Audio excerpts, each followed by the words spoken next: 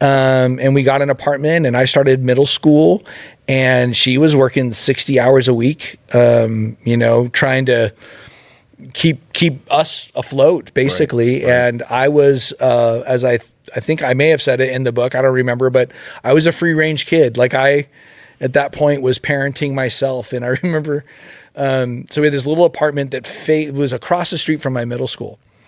And so what would happen, and this is the era of the Beastie Boys, License to Ill, a classic album. Yes. And that era of like late 80s, this is hair metal. So we're probably early, we're in the, depending on your flavor, Motley Crue, Bon Jovi, if you had like a softer side to you, that kind of thing. But I do remember License to Ill because that was so, and I don't know how our neighbors in our apartment didn't call the cops, but every morning before school, my mom would probably leave about 6:30 to head to her office. Oh, mercy. And so I was getting myself ready for school, and the school had banned like putting skateboards in your locker. You used to ride your skateboard to school. And then, I mean, for anyone under the age of 50, like there used to be these things called lockers at school that we used. Okay. That's right. And so everyone would ride their skateboards to school and then put your skateboard in your locker.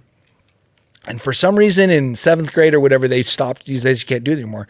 So our apartment became the storage space for every skateboard for every 6th grade boy that went to our school.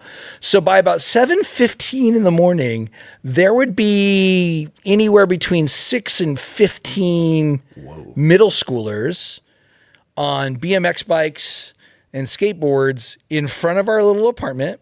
We would take the speaker and we would point it out the sliding door, and we would skate and ride bikes in the street in front of the apartment from 7:15 in the morning with the music turned to 11.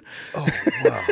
And then about 7:45, we would stack all the skateboards in the living room and lock up the house and walk across the street and go to school all day. And then come back after school and everyone would get their things. And, I would make my own lunch. I'd make my own dinner. Oftentimes, a lot of mac and cheese, a lot of tortillas with butter on them, like heated up on the stove. And so that was what it was for that middle school era, but in a really cool way. And at this point, I'm not like, I don't have any faith in God. I'd never been to church. My grandmother was devoutly Catholic. And so I'd gone to a couple of masses with her, which were less than exciting.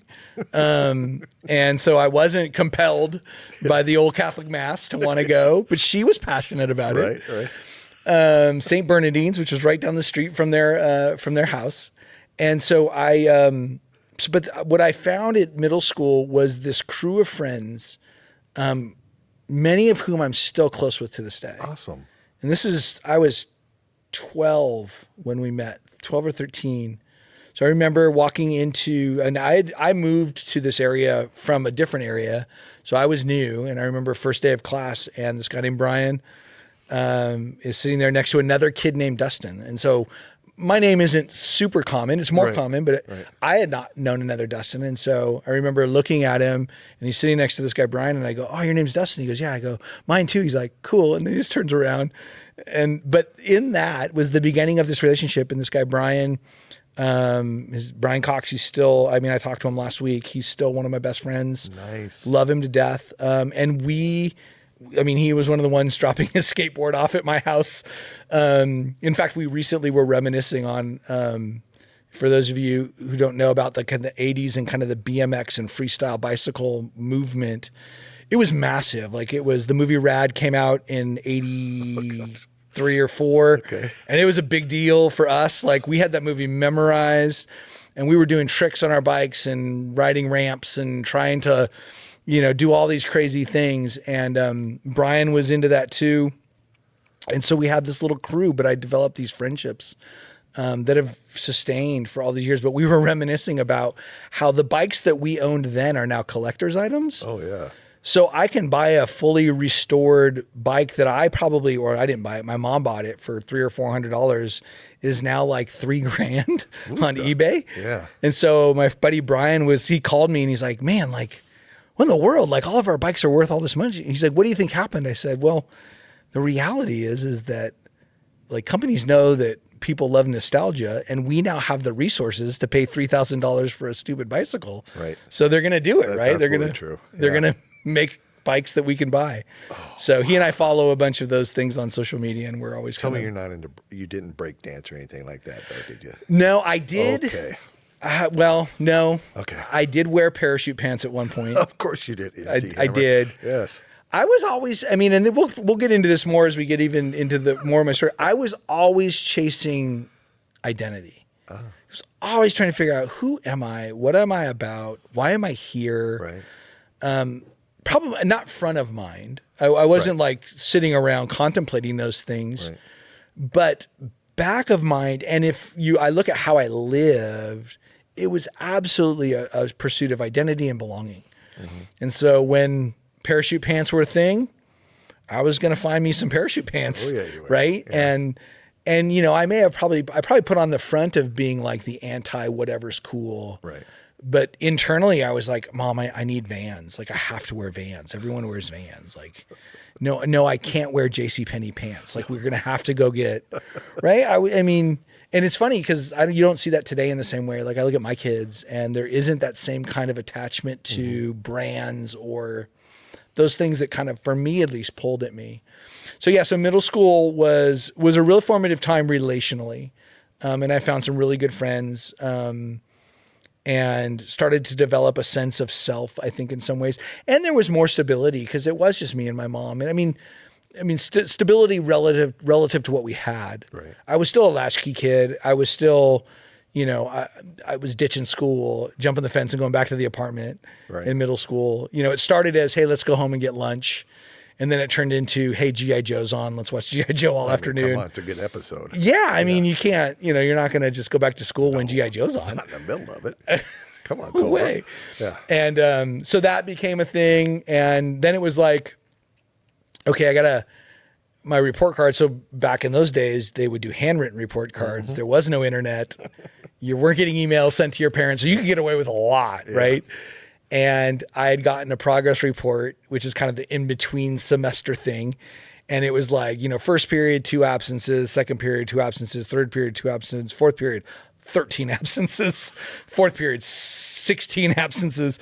Like, it was a clear progression. And I was like, I don't want my mom to see this. And so a friend of mine and I devised a brilliant scheme for a 13-year-old mind. And we stole blank progress reports from the offices. Very nice. And I went home and took one and was like, okay, I got it. And I filled it out, and I didn't give myself all A's because I know better. Like, I'm not stupid. No. So I'm going to go with B's and C's, but the absences are all going to match. I had 4 different color pens because, you know, teachers don't use the same pen. Exactly. I got 6 teachers. So yeah, so I fill it out and I, you know, work through forging signatures and I put it on the table, and then I head outside to play with my friends, and I left all 4 of the colored pens sitting right on top of it.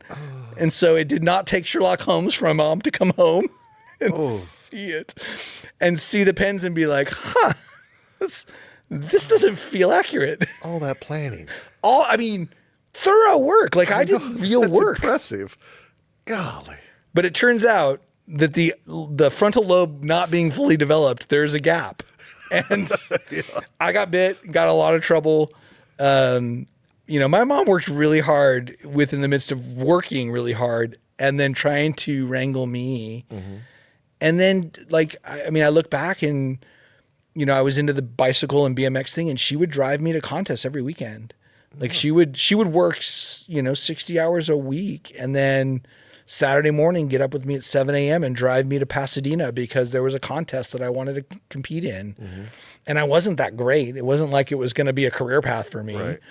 But she would go and she would sit with the other parents and let me do my thing. And so she was all in. And again, at the time, you don't know. You're just a knuckleheaded 12 or 13-year-old.